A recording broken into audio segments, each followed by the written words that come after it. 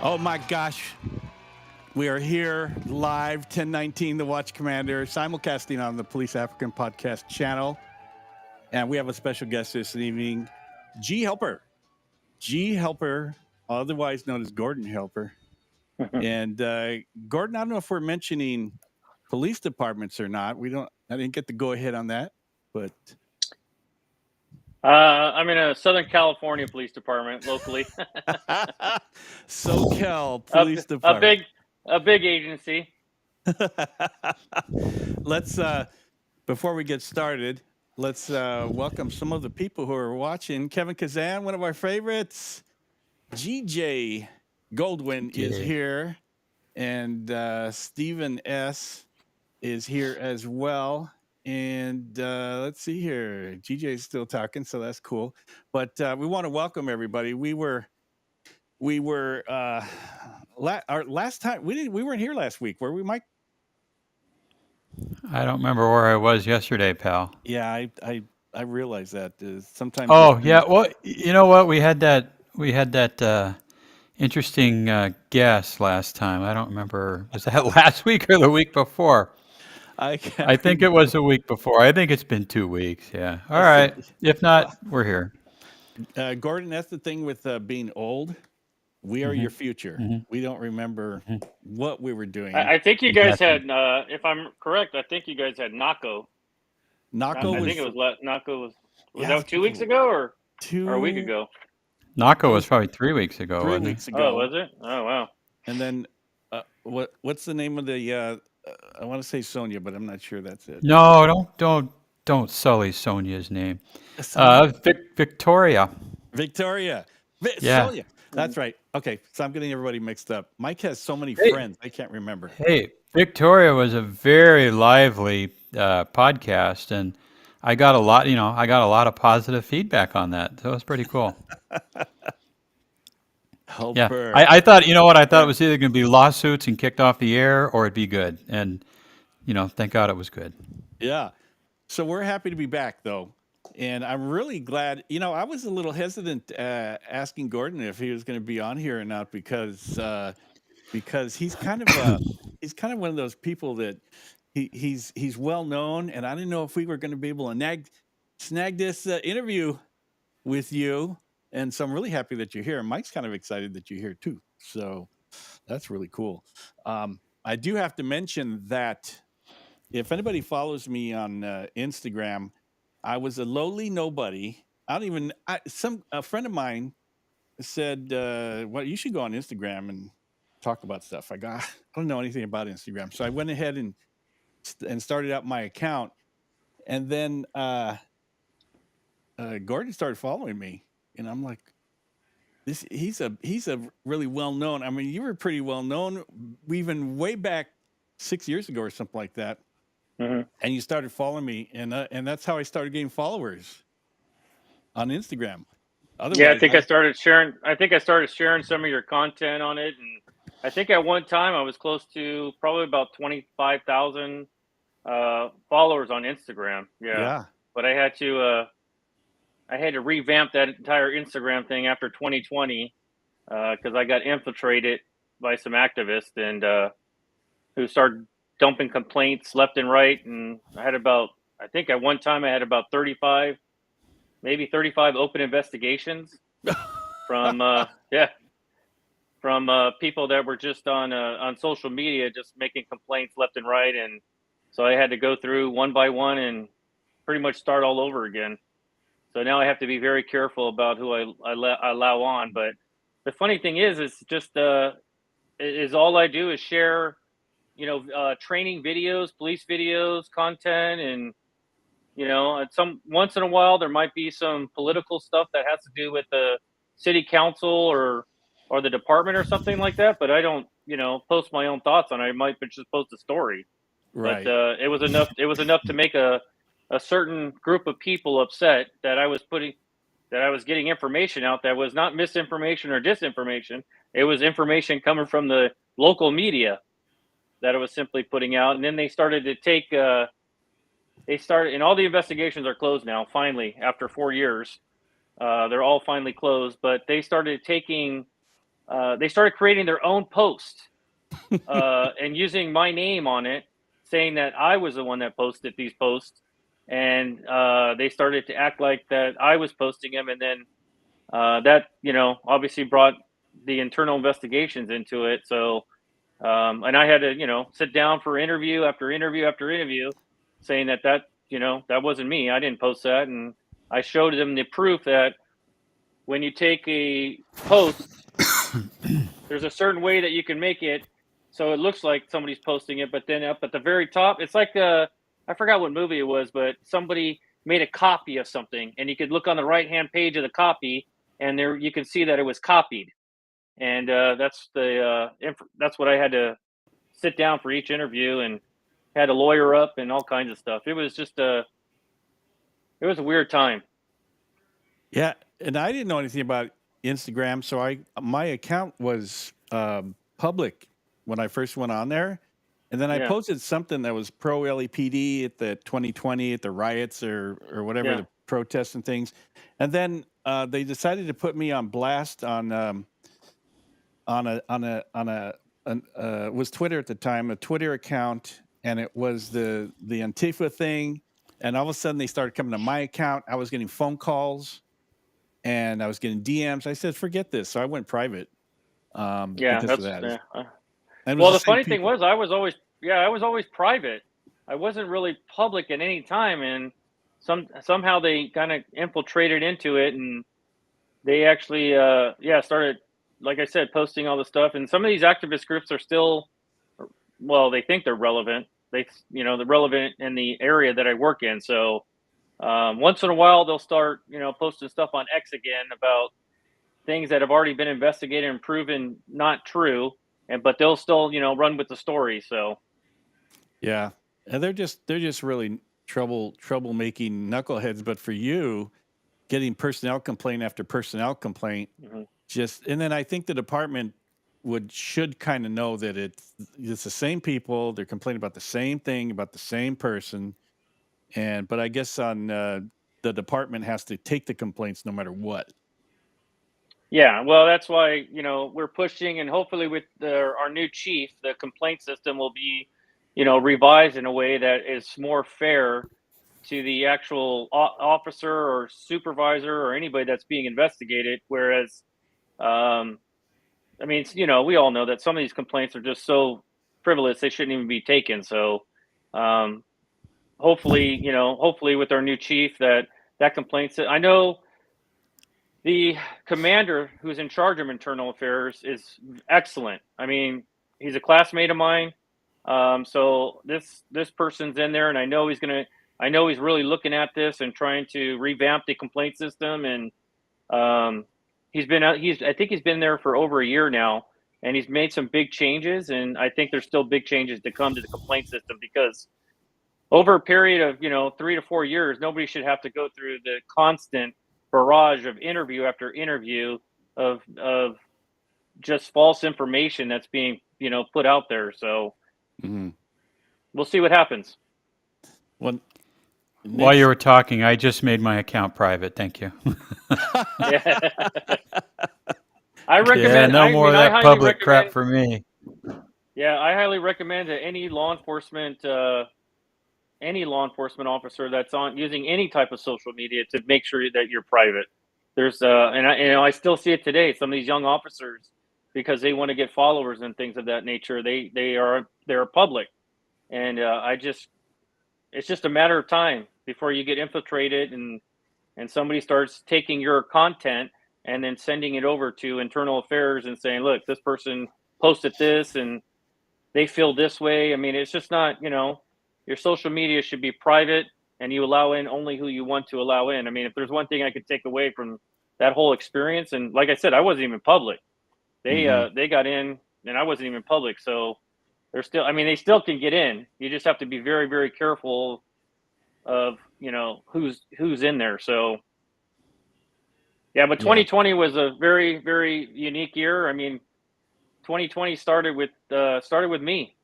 I was the first one on the ground when it all happened in downtown. So without naming any agencies. But I Don't know who would have responded to that. Yeah. To that. Yeah, I mean, that was just it was a different time, and it started with a protest, a demonstration, and then led onto the freeway, and that's when everybody was watching it from when it was over. All the helicopters were overhead on the freeway. I was right there on the freeway, so yeah, but that's when it all started. Yeah. And Mike, I don't remember way back in the day, like in the '92 riots and stuff, people were blocking the freeways and stuff like that. I don't think that was a thing back then. No, they were just burning shit down back then. Yeah. Yeah. Burning down. Yeah, it's kind of a new phenomenon that started. I want to say it started probably back in 2014, when a certain activist group that is still in the news. In fact, they were just in the news this week. I don't like to name the activist groups to give them any kind of publicity, but Yeah.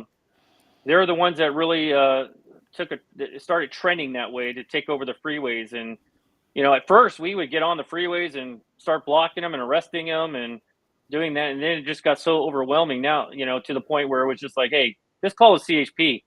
Let the CHP handle it. I mean, we're not going to go on the freeway and chase people around. So our CHP partners now, pretty much, we just give them a heads up what's going on, and they'll respond if necessary.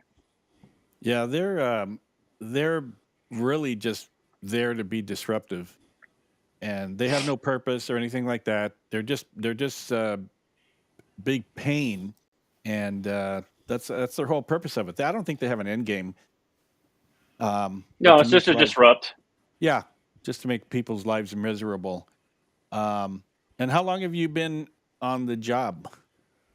Going on 27 years. 27 years. Pretty soon. Yeah, 27 years. I have 8 years military before that. So yeah, I've been serving for 27 plus 8. So what is that? Close to 34, 35 years. Yeah, 35. Yeah, about 35 years I've been serving. So, got a few more to go. Trying to make it to the some big events that will be going on. So I'm trying to make it to that point, and then after that, I'll see how I feel. So. Yeah. Hey, Gordon's talking in code, Mike. So text me if you need to know what events he's talking. No, I kind of got it. Okay. I will tell him, as someone who has been on and left, enjoy every frickin' day, no matter how good or bad it is, every day, because one day you're going to wake up, you're going to gain 40 pounds, you're going to be sitting around, haven't shaved for a month, haven't taken a shower for 2 months, and it's like, just enjoy it while you can, man. That's the only advice I give to people still working. Yeah. Yeah, I have a lot of buddies that have left the department after 2020. There's a lot of people across the country that left and just didn't want to put up with the nonsense anymore. I decided to hang in there and think, it's a pendulum. Everything, and I don't have to tell you two gentlemen and some of your people that are on here, it's a pendulum. Sometimes I came on in 98. So I came on in 98, in the beginning of 98, and that was right after 97, which was, the Rampart thing that happened. So we were under the consent decree for 10 years. We had to put up with all that stuff.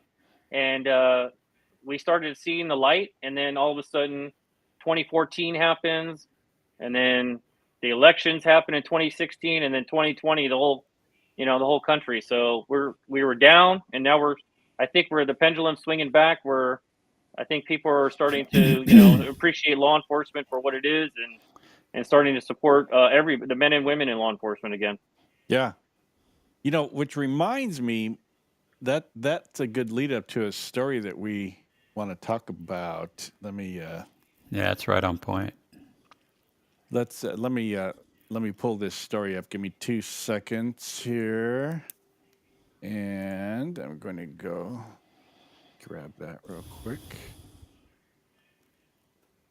So, Mike, you brought this to my attention. This is Betsy Bratner Smith. She's been on my podcast a couple times. She's awesome, national spokeswoman, but for the National Police Association, and she was on Fox News talking about the headline is "End of the Police Era: Crime Prosecutorial Crackdown in Blue and Purple States." But apparently, the defund the police era is no more. And Mike, what was your take on this? Well, it's something I've been thinking about ever since the election. You know, yeah, I think California is actually having a little bit of a wake-up call. They're coming out of their slumber. I think with the California passing of Prop 36 and then LA County dumping George Gascon, I think people are starting to wake up. I think they're hungry for change. I think they realize that defund the police, all cops are bastards, fuck the police, Antifa, and all those other knuckleheads. Their time has come and gone. And, time will tell, obviously. LAPD's got a new chief who I think is going to help them a lot. Sheriff's Department needs a new sheriff, in my opinion. But that's going to have to wait for almost, a year and a half. But I hope the trend continues, and I hope, we used to laugh. We would have something really horrific would happen on an agency across the roadway there at LAPD, and we go, man, thank God that's not us. They're in the frying pan, and I don't know how they're ever going to get out of it.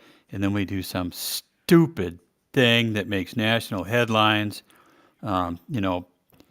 Buildings burning, women and children crying, and everything.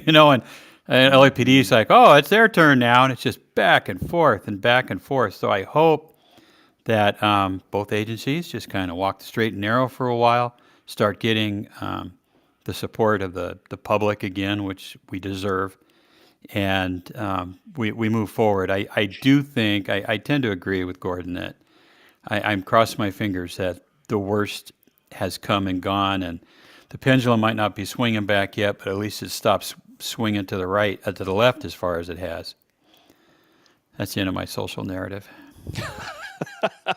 And Gordon, you were there right in the middle of it when this whole defund the police happened. And how did that affect morale and everything to do with the police departments around SoCal?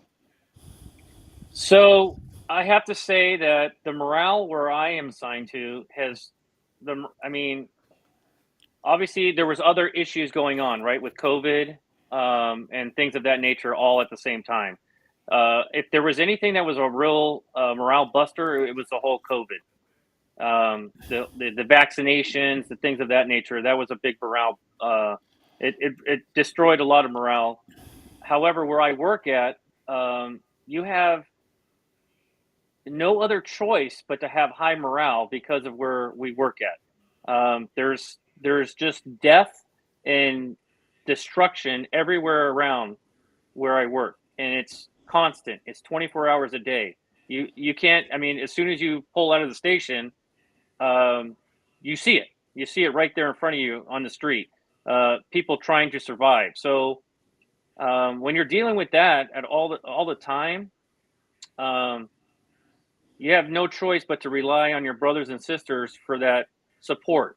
And so I have to say that the morale at where I work at has always been, it's been either level or high. It always depends on what kind of new administration comes into the division, who's going to be in charge, if the morale builds. I have to say that right now our morale is very high because of the leadership that we have in place right now at the division level, and then now at the headquarter level, the morale is actually going up even more. But yeah, that the COVID thing was a morale destroyer, and there was a second part to that question that I'm forgetting. Defund the police. Defund. So I do a lot of well, as far as my division, there were units that were in place in 2019 that no longer exist. Those specialized units had to be put to the side.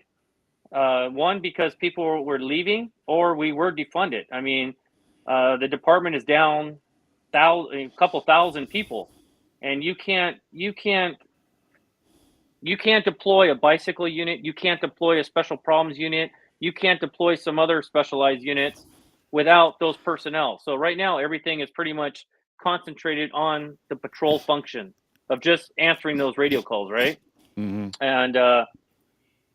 And to get more morale going again, you're going to have to bring back those specialized units. But to do that, it falls back on recruitment, right? So we have to recruit more people to come into the department so we can start pushing those specialized units out again. But I go to meeting after meeting, community meeting after meeting. I've been doing it for many years now. And as the meetings went on and the hundreds of people that I spoke to over the past, definitely the past 4 years since the whole defund movement was, you saw a gradual resistance to that whole defund policy. Like they were asking, they were begging, they were pleading City Hall for more cops, more cops, more cops. And so the people that I at least talked to, not the activists, I mean, it was just going to people's condominium complexes, high rises, hotels, businesses. They wanted cops all the time. I mean, they wanted more and more cops, to the point where we were telling people, listen, we can't get into the politics of it. While we wear that uniform, we're apolitical, but there are things that you can do. You can talk to your city council person. You can talk to your field deputies.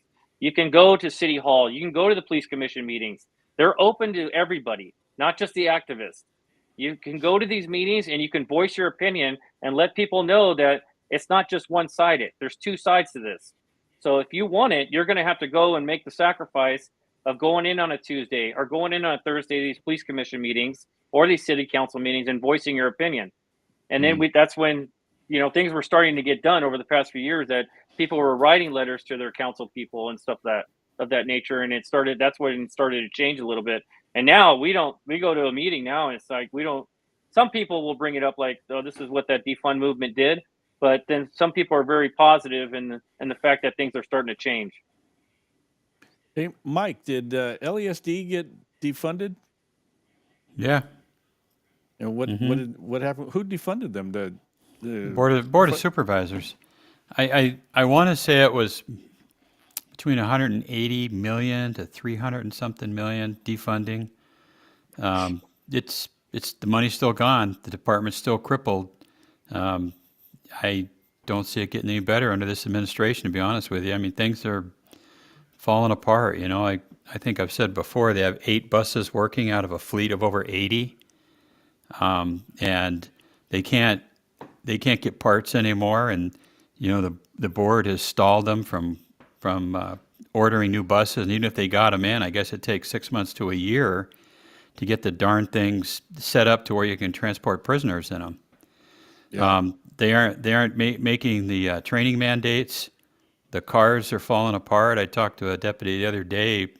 One of their units has over 220,000 miles on it. It's falling apart. We used to dump them at 120,000 miles. And here it is, 100,000 beyond that, rattling down the street with no end in sight. And Sonia's absolutely right.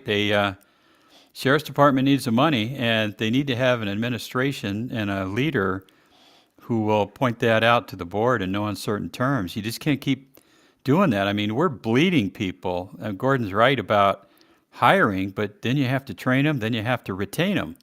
And they're losing people. I mean, anybody in the state or in the United States is going to take an LA County deputy sheriff, no questions asked, because of the training.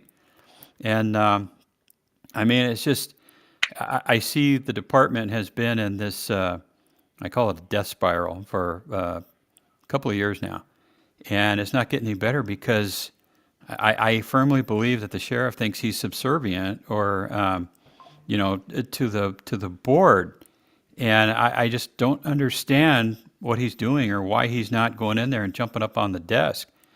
You look at all the suicides they've had recently on the department over the last year. And I remember we had like 4 in a weekend or something, and just had a couple of more. I mean, you can't get inside a person's head, but why is it all happening in the sheriff's department? Yeah. So another one. I'm sorry. I keep stepping on these soapboxes, but that's kind of the way it goes. Hey, Gordon, we got a question for you here. Kevin says, agreed, we need more cops, but would you encourage your kids to apply? That's a tough one. not. Yeah, I don't know about that one. I don't. Yeah, not. I still think I would definitely say obviously go to college. Obviously do that, or join the military and then go to college after, or do something of that nature, because um, no matter what, no matter what, college is going to get you to that higher rank in the departments, in any department once you go into college, and you're going to need that education. It's just with the department that with the department I'm with is it all changed. I think back in 20, I think it was 2016 or 2015, somewhere around there, where you had to have a degree just to take the lieutenant's test. Mm. And so, and then if you're going to make captain, then you must have a degree. So if there's one thing I could recommend is if you have a child and they want to be a law enforcement officer, make sure they do either, the military time, or they do the college, but or just, they're going to have to go to school. They're going to have to get that education. Yeah, As far as the kid, I don't know if I don't know if I'm there yet to say that I would recommend law enforcement to my children. way back in 2016, my son actually applied for LAPD, so he would have been a legacy candidate. But right before he got into his background investigation, he got accepted to law school, and so he went to law school. Now he's an attorney. So I'm like, okay, that's good. And then that was before 2020 happened. So I think he kind of dodged a 2020 bullet there. But yeah. You know what, Ken? I used to work with this guy who's pretty smart back in the day, and he said, because I was thinking about law school or going to be a cop, and he goes, you know what? We have more than enough lawyers. We need more good cops. and I firmly believe that even today. It's a tough call, but I do agree that don't just go right out of high school, man. Go get some kind of college degree.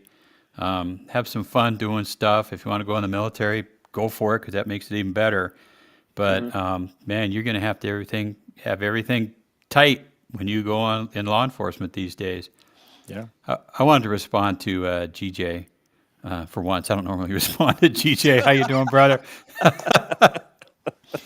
But it's that the board a couple of years ago got that LA County rule in place that a majority of the board can vote out the sheriff, and I think that might be why he thinks he's subordinate to them, but he's not.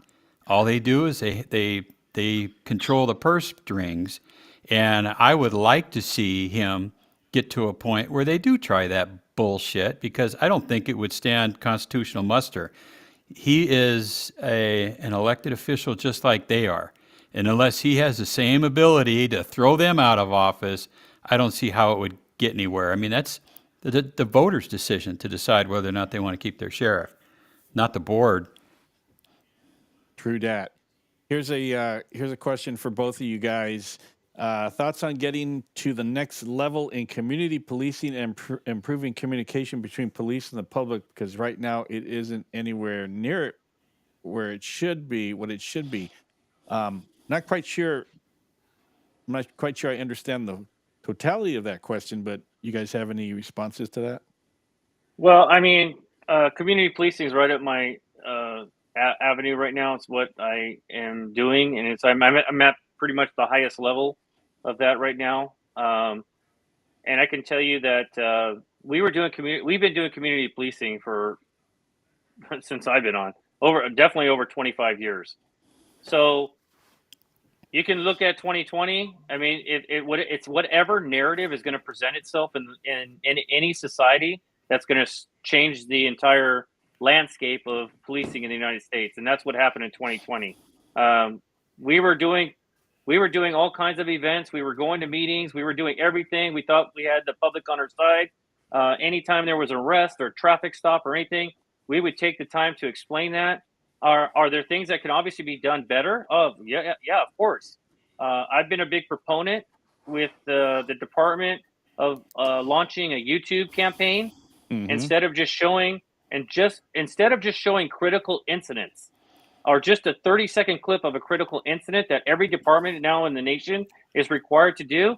Show those incidents where officers are out there actually helping people, or even playing a basketball game, or showing up at somebody's school and, you know, taking them over to Target and, you know, taking these kids out, or meeting with families in their homes. We do that every single day and nobody knows about it. They have to do a better job in the messaging campaign, not just critical incidents. Everybody wants to see that critical incident, and then they, you know, they come away with their own thought process on that incident. I'm not saying you can't. You obviously have to show that, but make sure that you show all the other stuff that's being done. I mean, we have millions of hours now of body worn video of cops doing heroic actions, and we don't know about it unless it's such a huge event or an incident that takes place that the news gets a hold of it, or that the media gets a hold of it. And then if you're the media where I work at, in that atmosphere, they're going to twist it, or they can twist it to fit their own narrative.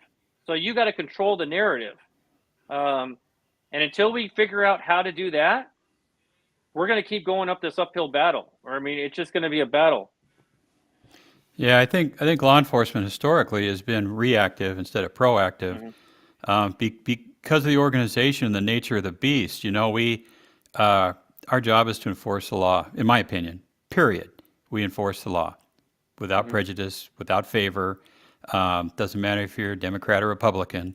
When you call 911, they don't say, 911, what's your political preference, right? I mean, we do the job, but I think that makes us really slow to change. What worked for me in 1980 isn't going to work today in 2025 almost.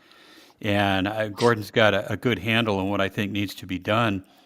You know, I think even President-elect Trump even credits his kid, Barron, for turning him on to YouTube and social media.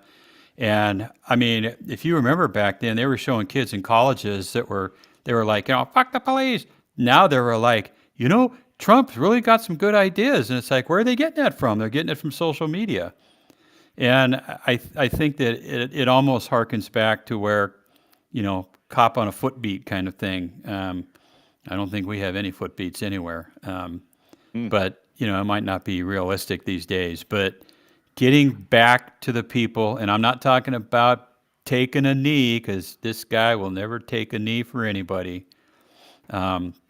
So, you know, it has to be a give and take. And I was just thinking the other day how it would be cool if you know, we have youth activity leagues and things, if they could take inner city kids to a football game, baseball game. I know they do it sporadically, but it's got to be more ingrained, and it's got to be more social media, like Gordon's saying. Yeah, and when it comes to, go ahead. Go ahead. Oh no, I was going to say I do have officers that do take. They just did a Knott's Berry Farm trip. They did a Catalina trip, with kids, taking these kids, you know, the inner city kids, and taking them, you know, out of the environment for just, you know, 8 to 10 hours, and taking them to some place where it's different. It's different than where they're living at or going to school at. You have to show them that there's a big world outside there. And I understand what Pace is saying there about the basketball and the target. I'm not saying you got to do that every day. I'm just saying there's nothing wrong with stopping your patrol car and there's a game of basketball 2-on-2 going on or something like that. And you just you can chat with them. You can, you know, talk to them about what's going on in their neighborhood. And you don't necessarily have to play basketball. You can just chat with them if you're, you know, a basketball fan or something. And target, what I meant was, in the beginning of the school year, these kids need items. These kids don't have anywhere else to go. And they're coming to the police department, you know, and the schools are asking the police departments. And I think we would be remiss if we said no to a chance of changing a kid's life. That's passe, and he's a grumpy old Gus. So you know, I've seen his comments before. I love the guy, but I know what he's getting into. Yeah, he's like a brother to me, but every once in a while, brothers disagree. I remember when some of the facilities I worked at, they'd have a basket, Christmas barrel, for the poor kids in town. I would always bring in stacks of stuff because, I grew up with nothing, and I know what it's like not to have anything under a Christmas tree, and I know what it's Yeah. like to live in the projects. I've been there, and it's. But for the grace of God, go I. It's. I think that today's world calls for us to show. All of us are compassionate. I think we just need to show the compassion a little bit more. Yeah. But you do need rough guys to do the rough work. If somebody's got to kick a door, who's going to do it? We are. You can be a good guy, and you can also be a bad guy when the Yeah. time calls for it. So back in the 80s, they changed the police stations from it used to be like Wilshire Police Station to Hmm. Wilshire Community Police Station. They added Yeah. community. This is going back to the 80s. But what brings up a very good point here is Dale says these departments turned it into a circus by playing thousands of videos of officers singing in their cars, playing basketball, and dancing on duty and taking knees. Yeah. So that brings up if you I'm watch. not talking about that. Yeah, I'm not talking about dancing. I'm not talking about singing. I'm not. Okay. I'm talking. I'm talking about body worn. I'm literally talking about taking incidents from body worn videos. I'm not talking about officers making their own videos on TikTok and doing that. I'm talking Hey. about body worn videos. You know what? That's Dale, and he's another grumpy old Gus, and he's like a brother to me too. And he's right. I'm not talking about those videos where they've got like 5 or 6 cops and they're out there dancing in the street, and they're having this dancing smackdown kind of thing with other agencies. Screw that. That's not what I'm talking about. I'm talking about when you okay, here, I wouldn't dance on duty. I don't know how to dance anyway. I'm not going to do a video. I might throw a basketball if a kid asked me to, and like I said, I sure as hell ain't taking a knee for anybody. No. But cops being, yeah, okay, Dale, that's what he's talking about. He's talking about, and I can see that. You take thousands of hours of. It doesn't even have to be heroic stuff. Here's 64 David or whatever on a shift, and you show a half hour of that, I guarantee you people are going to be glued to it.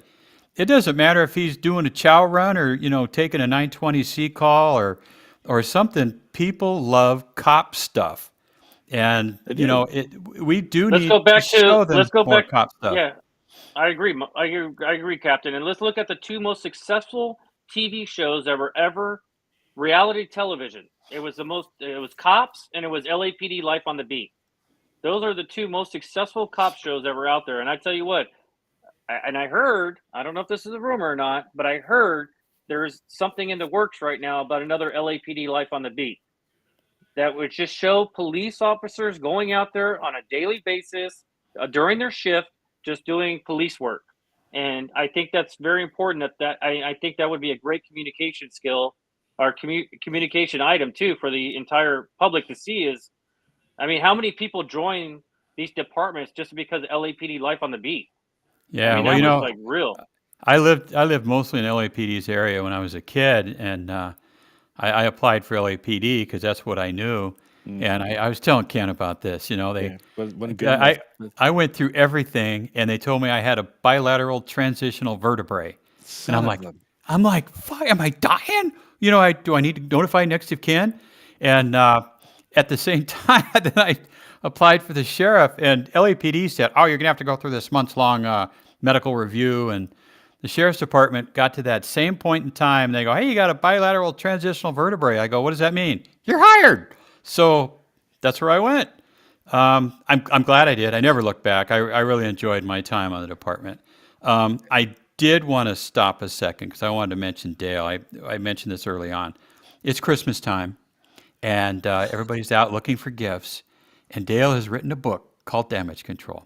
There you go. And if you want to pass out a gift And here's There's here's what Dale. you might get in the book right here. Yeah. If you want to give your loved ones a book about murder and deceit and treachery for the holidays, well, get Dale's book. It's available on Amazon. It's called Damage Control by Dale Hedges. I understand it's doing pretty well, which is good because it's a real life story, man. The stuff that he went through and is still going through, you wouldn't even believe. So, Ken, I'm going to shame you into reading that thing, and I want a book Shame report me. by the Shame me. time we come on next week. I do But want to mention that this is the second time, Gordon, that Mike has brought up the LAPD didn't want him. And it's 85 years later, and he's still bitter. He's talking about it in 2024 still. It's okay, 85 Mike. years. those fuckers. No, you know what? Well, the one thing about, I mean, all my patrol time, 90% of my patrol time was at Firestone, and we were surrounded by Huntington Park, Southgate, LAPD, LAPD, LAPD, 7/7 Southeast and Shooting Newton. So we interacted with them all the time. And you know what? Line cops are line cops. Doesn't matter if you're tan and green or blue. And that's something I always take with me. And even though I'm retired, I cannot, have not, and will not ever forget or abandon my brothers and sisters, and the departments. And I want nothing but the best for them, and they're not getting it right now. And I hope things got to change. That's all I'm saying. There's got to be a brighter future, or you're going to just keep losing more people. And I don't even want to think about what would happen if the sheriff's department just folded up its tent and went home. Well, before, when I was talking earlier about not community policing, but this whole other section that troubles me greatly are these TikTok cops and things like that. So I don't want to not address that, and I wanted to get Gordon's take on this stuff. But the majority of TikTok cops that I see, I think that people are using it as ammunition to say these guys are goofy, stuff like that. There's some stuff on there that's pretty cool. But what is your take on being in the mix of it, being an older cop, and this new thing with TikTok, and just these cops going out there? The whole thing is that when all three of us came on the job, it was like, hey, don't be telling people where you work. Yeah, because you don't want them come to your house and all this kind of stuff. And here's these cops out there going, look at me, I have a badge, and look at my gear and all this kind of stupidity. What's the word on the street about these TikTok cops, Gordon? It's not appreciated. I'll tell you that right now. You can see that some of the big ones are doing it for their own self gain, and it's obvious. I mean, sometimes, I can't even say sometimes. I can't. My personal opinion is I can't stand it. I can't stand if you're singing and you're dancing and you're wearing the uniform in not the most professional manner that you should be wearing it. I take a lot of pride in the uniform. Like I said, I've been wearing it. I've been wearing different uniforms now for 35 years. And so I take a lot of pride in that. And it's an embarrassment if you're doing something that just doesn't have anything to do with why you're wearing that uniform. You're just doing it for self gain. And, and it's still to this day, I still see some of these accounts that are on there that might have 50 to 60 to 100,000 followers, but this stuff catches up. Fame will catch up with you. And I've seen some good people go down because that fame took over the badge. Mm-hmm. You know what I mean? And they started making, because you get to a certain level on social media, you start making money. You start making money off your YouTube videos and stuff. Well, you don't have a work permit for that. You don't have a work permit. They're going to come after you. Or you start mentioning stuff that you start showing a badge, you start showing a patch, they're going to come after you. I can guarantee you. And I've never worked internal affairs, but I do understand why there is an internal affairs. I understand it. And I'm telling you now that they will come after you. They will find you. There are haters everywhere that will turn you in, and they will release your content. They will find a way, and it's just so think very hard when you decide to swear that oath on that black line that day that you show up on that Monday. Would you want to be a social media content creator, or do you want to be a police officer or deputy? You need to make that decision before you even get on that black line. Yeah, I remember specifically when I started seeing those deputies in uniform or cops in uniform twerking, and trying to see who can be the most outlandish. It kind of makes me throw up in my mouth a little bit. And it's there's a line you don't cross.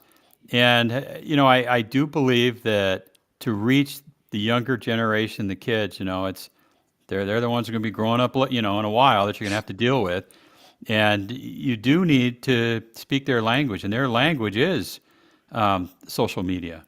And I like I said, I mean, I know people in the industry, and they're like, cop stories. No matter how bad cops are getting thrashed around right now, people love cop shows. Oh, And when I worked custody, when I first come on in 1850, when I was working Central Jail, believe it or not, the inmates, they'd get TV time.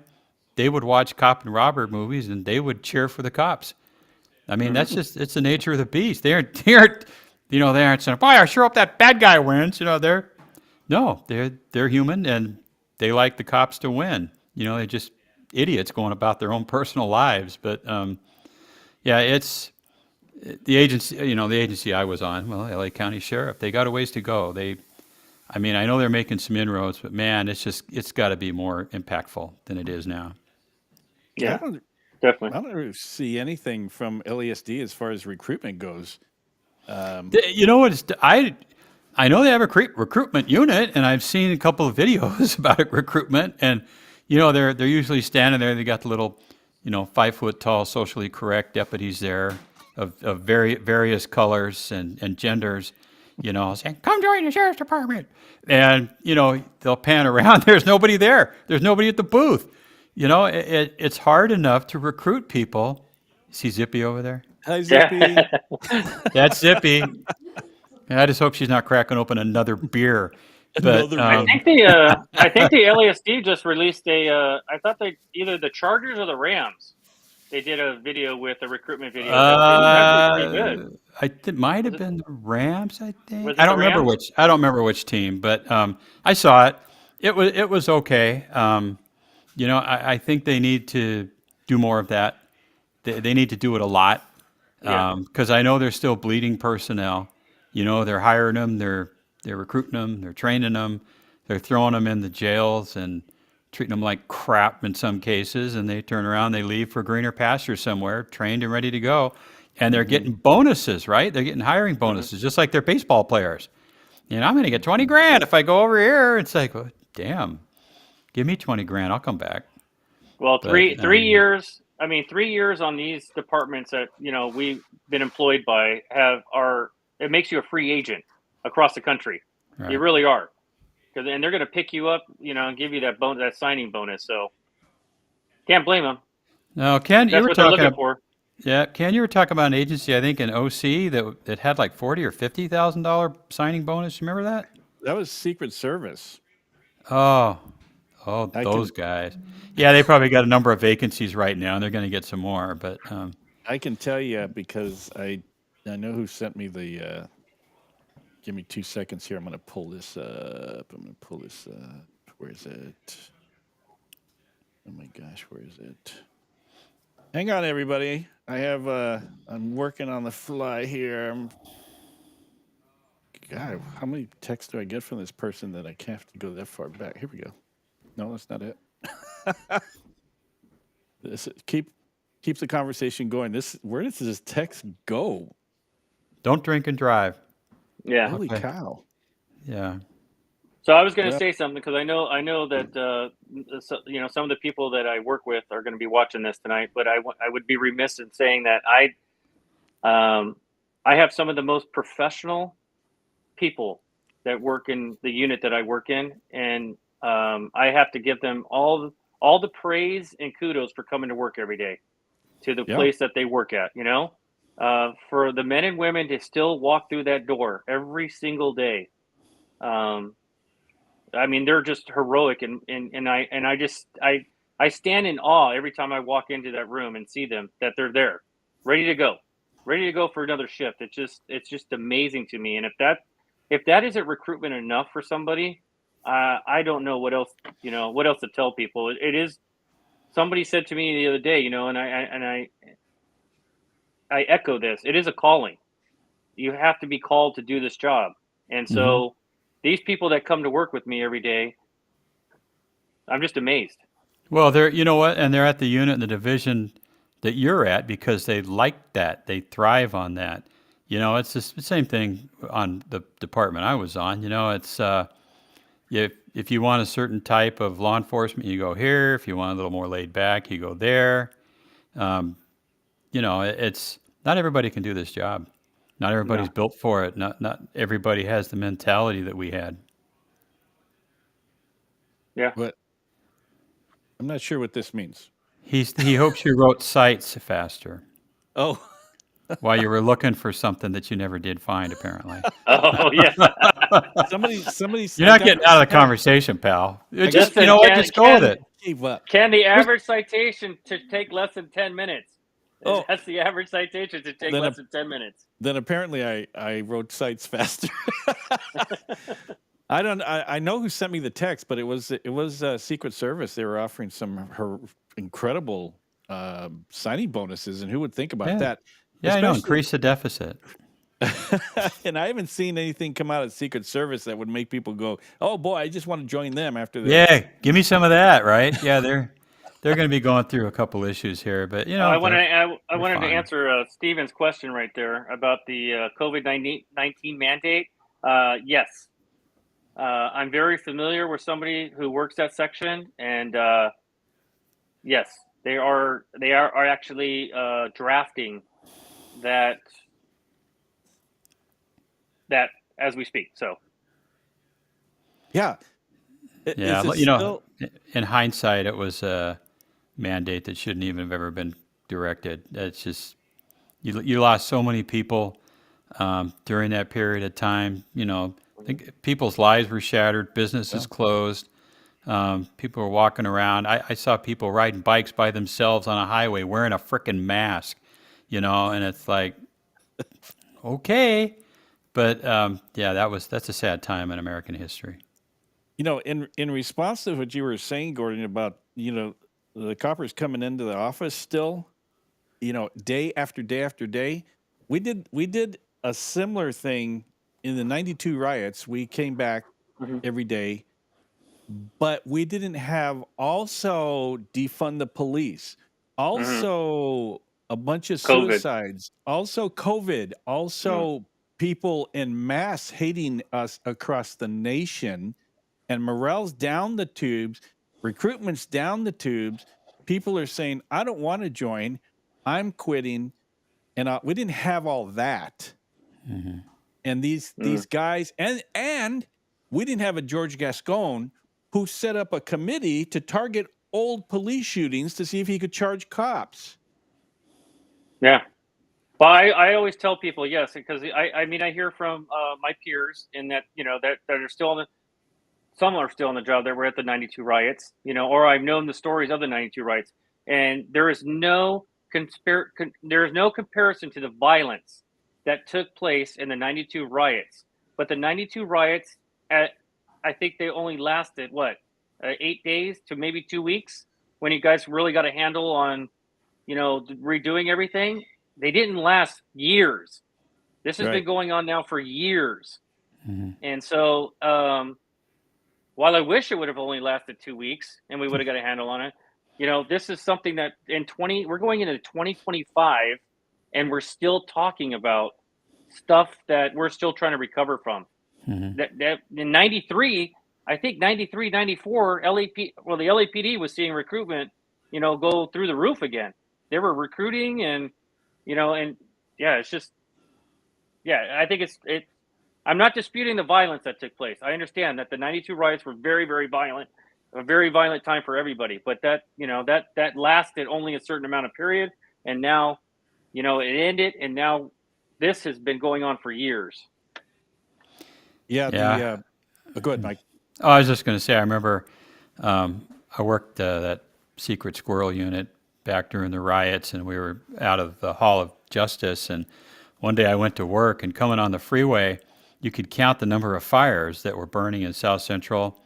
And as I got closer to the office, had to park, and nobody on the street. The smell of smoke, the smell of napalm in the morning, kind of thing. And they had Humvees parked on the sidewalks with National Guard troops standing there, armed to the teeth. And I'm just like, what the hell is going on? But you're right. A couple of weeks and it's a nice war story. Now we're going on 5 years of this other crap, and people are worn down. A lot of people have just had it. Yeah, and funny story about 1992. I actually remember. I don't know if a lot of people remember this, but Long Beach had a naval base at one time, and that's where I was stationed at. I was in the Navy, stationed at the naval base there on a ship, and they deployed all of us off our ship to fight the fires at the Long Beach Mall that was going on downtown. So we're all in our Navy gear helping the firefighters put out those fires that were going on at the Long Beach Mall down there. And then I remember, obviously, like you said, Captain Mike, going up the 110 freeway from San Pedro, going up there and just seeing smoke everywhere, on both sides of it. It was like, So I never disputed the violence that took place. It's totally different than 2020, the violence that took place. But again, it's been going on for years. Mm-hmm. To your point, that here we are we're less than a month away from 2025. And we just talked about an article a couple of minutes ago talking about defund the police. Yeah. And this is almost 5 years later. We're still talking about it. And the riots were here. They were gone in 92. And they did some documentaries and stuff like that. But realistically, once they were gone, they were gone. We didn't have to keep reliving them in 93, 94, 95. Yeah. But I think it's also important to note that 1992 we cannot let 92 give us a 1997. So what I mean by that is you still have to maintain a standard. So what happened with, and I hate to say their names, but those people that were involved in what the media blew up as a scandal inside of the department, but you still had criminals. You know what I mean? You still had criminals that were wearing the badge. So you have to maintain that standard. Don't let 2020 give us a 2027 where we're having to defend a department because of what we hired, because we lowered the standard so we could get more people. We have to continue to maintain that standard. Mm-hmm. I think that's important. This question is for anybody. Would you join the department where the chief took a knee? Interesting question, because I didn't realize this at the time, but they talk about what's the sheriff in Riverside County? Chad Bianco. I didn't know he took a knee in 2020. Mm-hmm. Yep. But he wants to be governor and stuff like that. And I think people are going to be very forgiving. But that whole thing about taking a knee, I was not kind to anybody about that. No, I won't forgive that. What? A knee is capitulation. Everybody knows that. It's not a sign of respect. It's not a sign of, we're all working together. It's, here I am again. Law enforcement is to enforce the law. It's not to get political. You don't go left. You don't go right. You don't take a frickin' knee. And the people that did that, if I was on the department, I would have been ashamed of my chief or sheriff. That's one thing about. I was there at the police headquarters when that whole thing was taking place. I never took a knee. I would never take a knee. I talked to the people that were there that were ordered to do that. I talked to the people that I even talked to the person himself that did that, and why he did it, and how it was explained to me was, unless you were there in that moment. We're surrounded. We were surrounded with protesters and activists. Believe me, I'm not excusing any of it. I'm just saying, it could be a wartime situation. You hear this from military veterans all the time. unless you're there in that moment and you're smelling the smoke and you're seeing the sweat on people, you're tasting what they're throwing at you. You get caught up.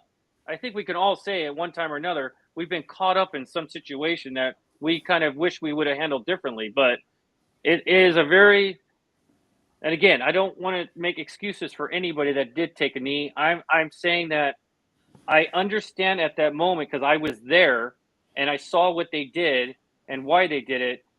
Because at one point during that time in 2020, I wanted to turn around and go back to the station and say that's enough. That was me taking a knee. Just saying, you know what? I'm not putting up with this stuff anymore. I'm not going to be spit at. I'm not going to have things thrown at me. I'm just going to go back to the station and I'm done. But I couldn't because I was in a leadership position and I had to be out there to lead those troops, and I stayed out there. But again, it's a tough situation to be in, and I don't.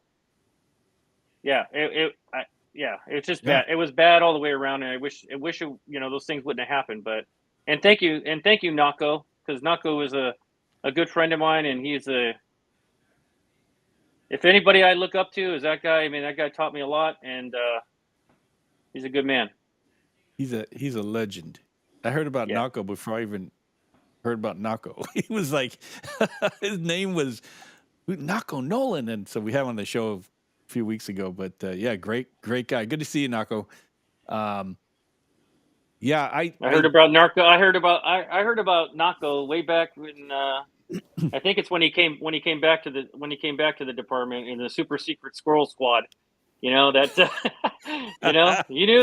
knew there were people out there making some big busts, and I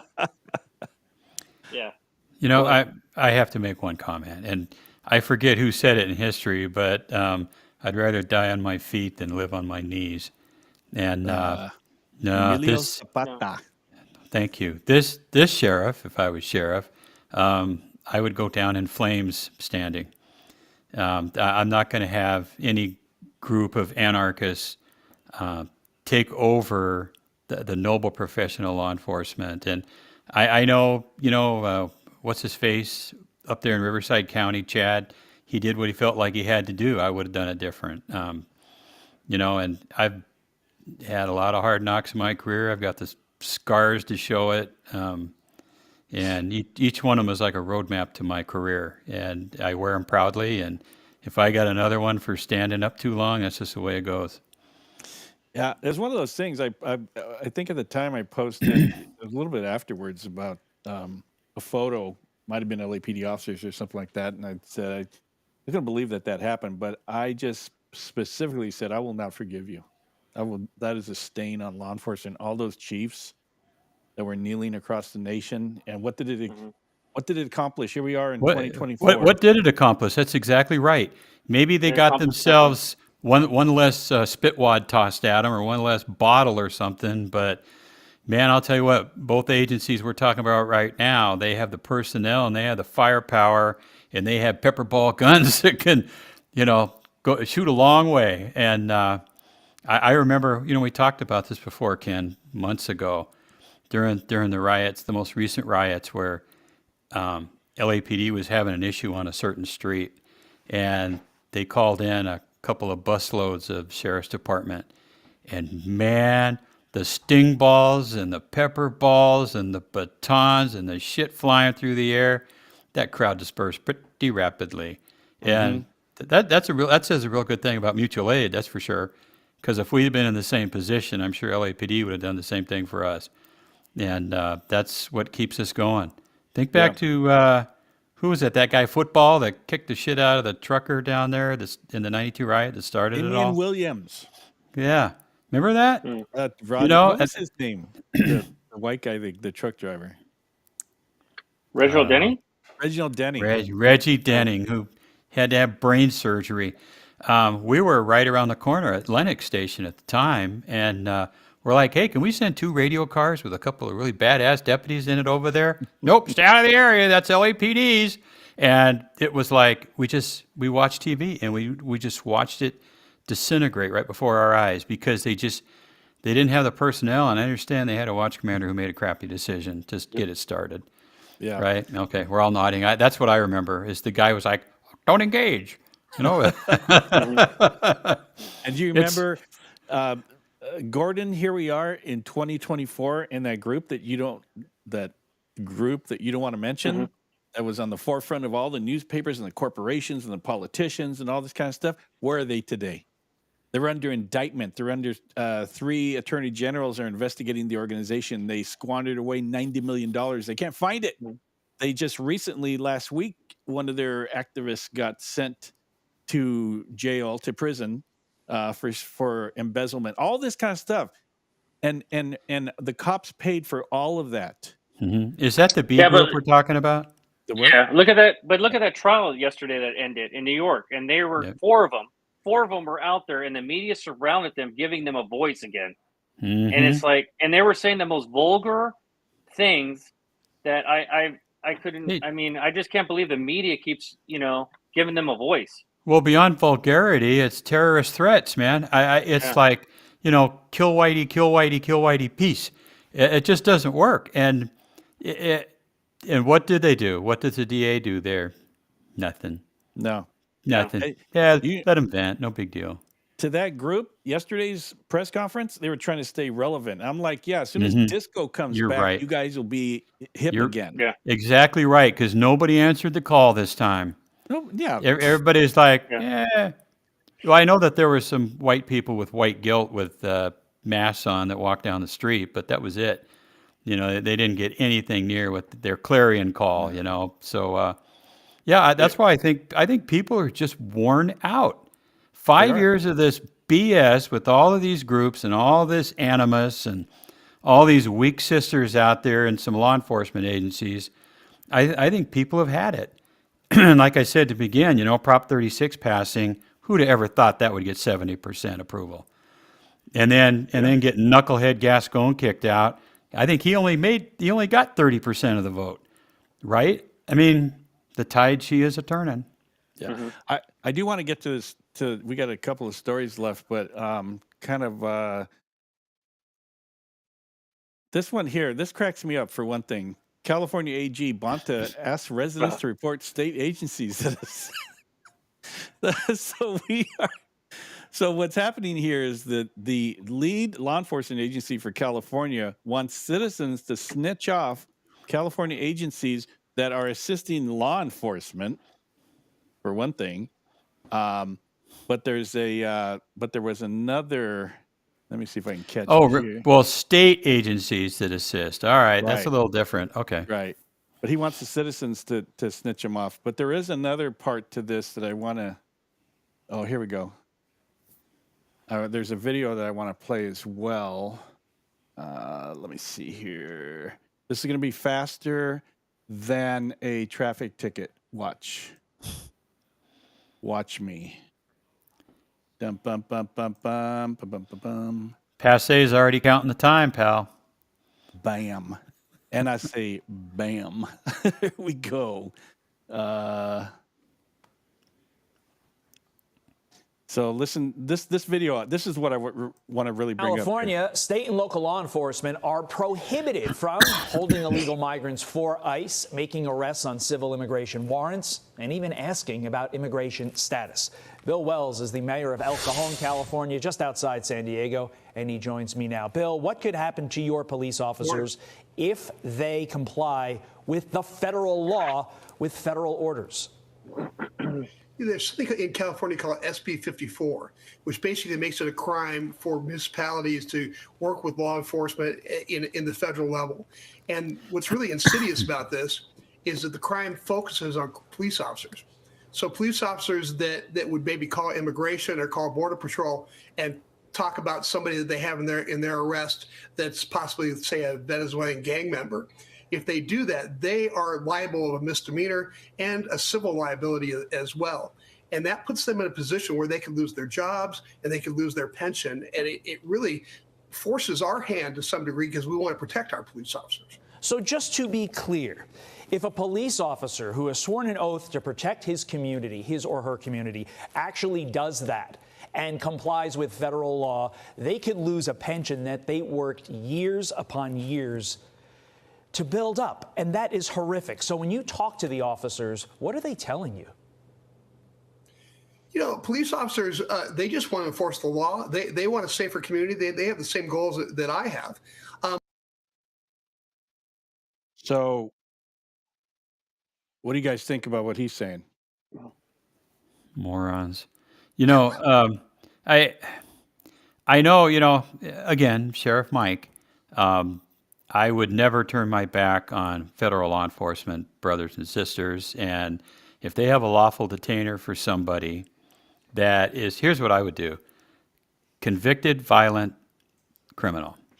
All right. There's a difference between the ICE people going out and doing illegal immigration. I recognize that as being federal. So, what was it? What was a special order 30 way back in the day? Whoever, Daryl Gates's day? 40. Thank you. Whatever. I don't know. Whatever. I don't remember shit anymore. But I understand that, and that I wouldn't touch that. But if you've got somebody that's come here illegally that is terrorizing a community with a whole bunch of other people that are here undocumented, and they're getting convicted of carjacking, rape, robbery, mayhem, all the Part 1 crimes, or some violent misdemeanors, if they get convicted, I'll throw them in a bus and take them down to the border myself. And I'm not sure that's what they're talking about. I'm sure there's exceptions to it, because I don't think anybody would want to keep violent, convicted felons in their neighborhoods. It just doesn't make any sense. So I understand what they're trying to do. I guess the street contacts with cops on the street. I don't know. I haven't read Special Order 54 or SB 54. Oh, which one are you talking about now? They're talking about the SB. I don't know what that means. Gordon, you have any insight on this? It's going to be really interesting over the next 4 years. Yeah. Well, and you know what? It's just like that phony baloney rule that the Board of Supervisors put in about if we get mad at the sheriff, we're going to blah, blah, blah.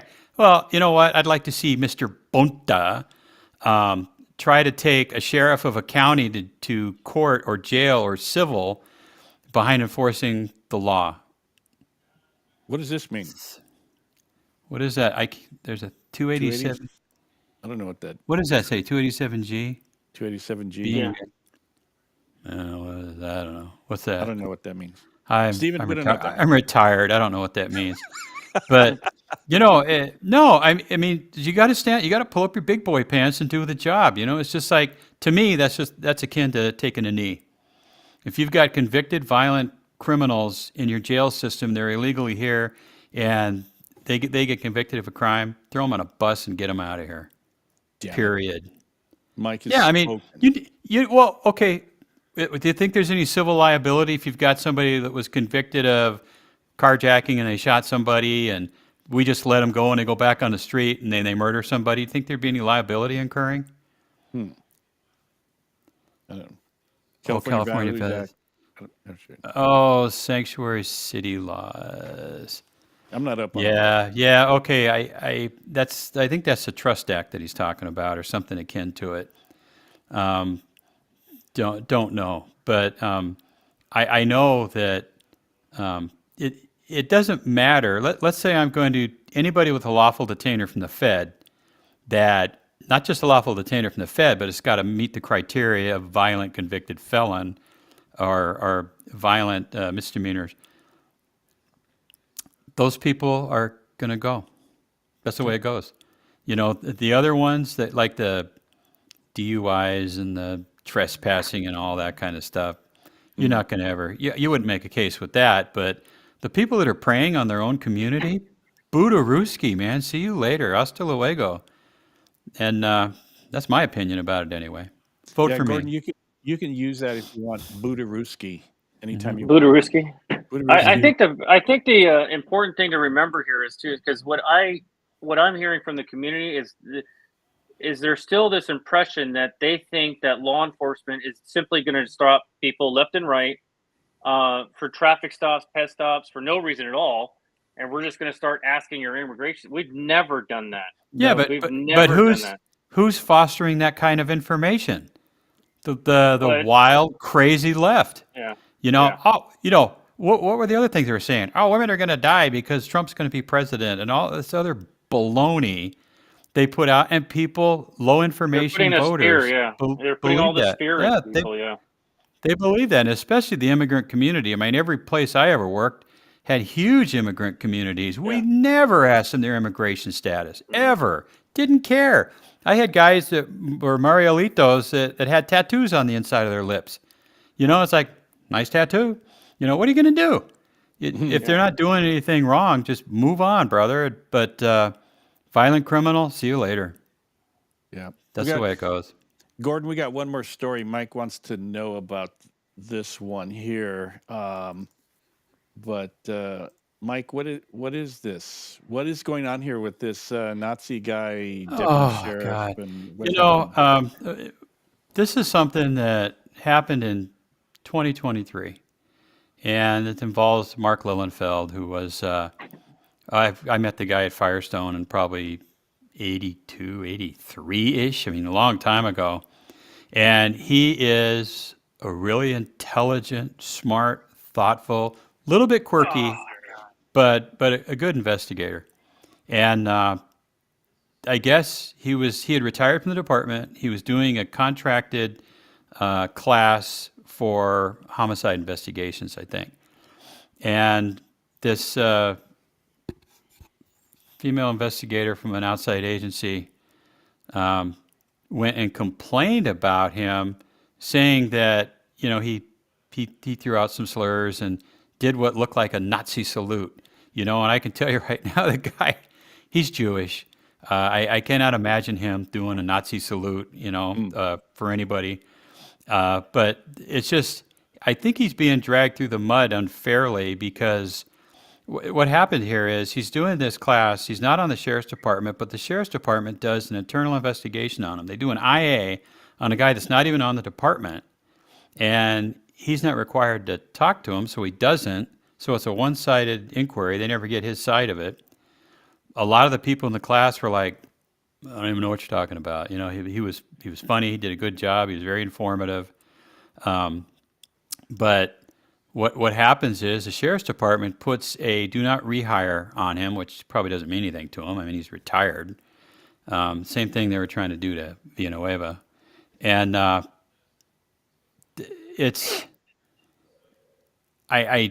don't even know where to go with it. I think that we have to go back and look at the circumstances behind this. But I think it's sad that, I guess the point I wanted to make was, I went to a lot of classes back in the 80s, 90s, 2000s. I'm sure you guys all did.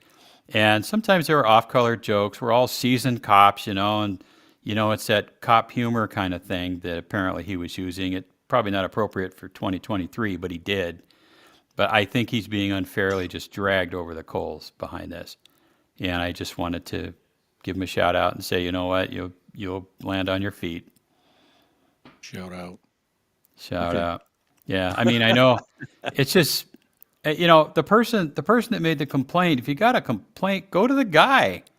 I would always start everything I did. I would say, look, I swear like a sailor sometimes. I hold it back when I can. If I throw an F-bomb, I'm sorry. And if I ever say or do anything that makes you uncomfortable or uneasy, I'm not trying to do that. Let me know the mistake that I've made, But to take this to an outside department and cause all this shit to roll downhill just kind of pissed me off. Yeah. For better or worse, richer or poorer, and till death do we part. But it just, Do you feel better now? Yeah. You feel better? Yeah. Well, it was a distraction, and that's what it is. And the LA Times law enforcement reporter that does this has had a tendency to twist things and leave things out that, or would be exonerating stuff. And I've had more than a couple of go-arounds with this individual. I'm not going to mention that person's name for the same reason we're not talking about that other group. Yeah, I'm not going to give them any notoriety, but it's this person that's doing this writing is like a convicted felon, has come here and working for the LA Times doing cop stories. LA Okay, Times. sure. LA Times. Yeah, well, that guy, what's his name? Sing Song Yang, or whatever his name is. I guess he said he's he's going to make the paper more centrist, independent, down the middle kind of thing. They haven't started yet. You know, I canceled my subscription with them, but since I had paid in advance, I'd get a couple more months worth. I go through that thing every day, and the first 4, 5, 6 pages, anti-Trump, anti-Republican, anti-GOP, every single day. You know, and it's just like, boy, if that's what he considers to be neutral, we've got a problem. It's usually anti-LAPD. That's their main thing. Well, sure, it's an LA City paper, right? But they'll jump on both sides of the creek. You know, it depends on who they want to yell at. Yeah. Well, if you guys have any other comments, go ahead and post them. Gordon, it was certainly good to have you here. Long time coming, man. Long time coming to have you here. I'll leave you with I'll leave you with how we started this. Somebody asked about my name, and yeah, that is my name. And I'll give you a quick cop war story before we leave here. And there's one time I was doing a traffic stop on somebody, and went up to the gentleman, tried to explain the citation to him. They took offense that I was giving them a ticket, obviously, and they said to me, very emphatically, when you become a real cop, you'll know what it feels like. You'll know what this feels like to have somebody give you a ticket. I go, are you under the impression I'm not a police officer? And they go, yeah, you're that guy's helper. Yeah. Hey, I got one. Before we go, YouTube video the other day, there's this guy comes on, Hispanic kid, and he's crying. He goes, we understand that with Trump in office and, that guy Holman, they're going to start doing mass deportations. And God, I'm just so fearful that they're going to deport my mother-in-law. She lives at 427 East 32nd Street, apartment D, the gate code to get in. I saw that video. Oh, man. It's hilarious. Okay, I end it with a laugh. There we go. A couple of laughs. Yeah. Well, for everybody here, don't forget to like and subscribe. I hardly ever say that, but like and subscribe. I am up to $6, maybe $7 on my YouTube earnings. Mike is... you know what? Gordon warned about people that are on Facebook or whatever, and they start making money and they become crazy. But yeah, you know what? The thing is, people have to remember that we're piggybacking on each other, so they have to go to 1019 The Watch Commander to mine and like and subscribe. Please. 1019 The Watch Commander also. Just subscribe there. It doesn't cost anything. Yeah, I need $6 just like he's getting. That's right. That's a beer. Am I freezing or is... No, you're good. We're good. I feel good. Yeah. Oh, okay. Yeah. Okay. All right. And we're going to come back next week. We have another guest, San Bernardino County Sheriff Sergeant. So that's going to be a lot of fun. And, you're going to go, and then there's going to be what? Christmas Eve, New Year's Eve. We're not going to be doing a show, right? Yeah. I'm sorry, guys. We're just, Santa's coming. And then New Year's coming. We're not going to be here on that Tuesday. It's amazing. We had we canceled because of the presidential debate, the election night, Christmas Eve, New Year's Eve. I don't know how this is working out, but that's the way it goes. Pick the bad day. Pick the bad day of the week. But we're going to sign off. But Gordon, stay in studio. We're going to hang out for just a couple minutes after, just to talk for a second. So thank you, everybody. We will come back next week.